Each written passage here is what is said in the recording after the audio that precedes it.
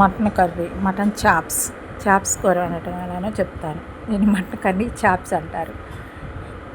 ముందుగా శుభ్రంగా కడుక్కోవాలి. తర్వాత దానిలో కొంచెం పసుపు వేయాలి, కారం వేయాలి, ఉప్పు వేయాలి, గరం మసాలా వేయాలి.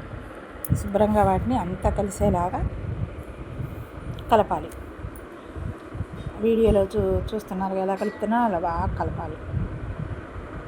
మొత్తం దానికి ముక్కకి ఉప్పు, కారం, పసుపు, ధనియాల పొడి, లవంగాలు, దాల్చిన చెక్క పొడి మొత్తం కలిసేలాగా కూర కలపాలి.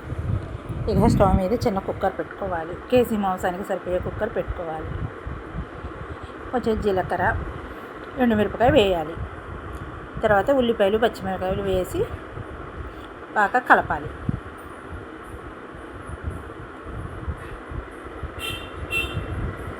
ఆ తర్వాత అల్లం వెల్లుల్లి పేస్ట్, గసగసాల పేస్ట్ కలిపి పట్టుకున్నది వేయాలి.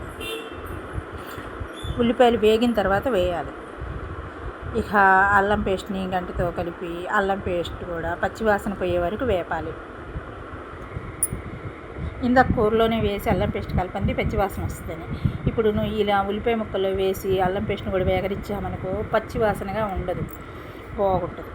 ఇక ఇప్పుడు ఆ కూరని తీసుకొచ్చి శుభ్రంగా ఉల్లిపాయ ముక్కలు, అల్లం పేస్ట్ వేగిన దాంట్లో ఇక మటన్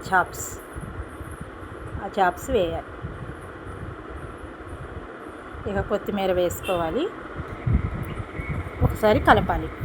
కొత్తిమీర వేసుకొని ఒకసారి మొత్తం కిందకి పైకి మొత్తం కలిసేలాగా కలపాలి. కలిపిన తర్వాత తగినన్ని ఎసరు దాంట్లో పోసుకోవాలి. దీనికి ఎక్కువగా లూజ్గా వండుకోకూడదు, కొంచెం దగ్గరికి గుజ్జులాగా వండుకోవాలి. 10 విజిల్స్ వరకు రానివ్వాలి.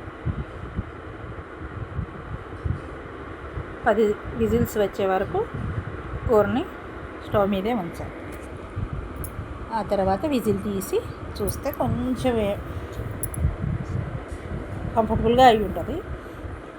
దాన్ని కొంచెం ఏమైనా నీరు ఇంకా దగ్గరికి అవ్వాలి అంటే ఒక 2 నిమిషాలు స్టవ్ వెలిగిస్తే ఆ నీరు కూడా దగ్గరికి అయిపోతుంది. ఇక గ్రేవీగా గుజ్జుగా చాప్స్ తోటి కూర సూపర్గా ఉంటుంది. కానీ ఇది ఫ్యాట్ కర్రీ.